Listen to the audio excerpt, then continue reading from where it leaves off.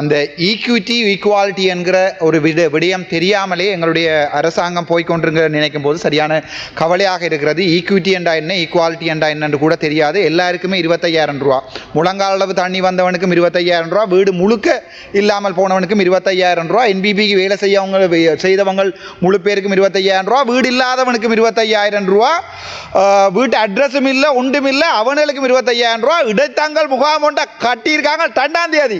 அந்த இடத்தங்கள் முகாம் 30ஆம் தேதி மழை வந்து 2ஆம் தேதி இடத்தங்கள் முகாமில் நான் கதைக்க விரும்பல. என்னடா முன்னால் கனவேர் இருக்கணும். சில செம்மறியலுக்கு சொல்லியும் விளங்குறேன். என்னடா ஒரு படித்த மனிதர்களுக்கு சொல்லலாம், சில பேர்களுக்கு சொல்லலாது. போய் அடி வேண்டி கிண்ணச்சிலையும் ஓடி இதை விட எனக்கு மேலே சொல்ல தெரியல.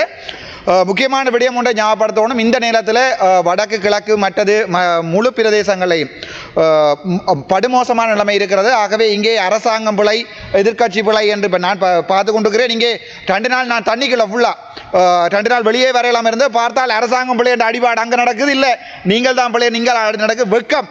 இந்த மாதிரியான ஒரு பாராளுமன்றம் இந்த நாட்டில் இருக்கிறது வெக்கம்.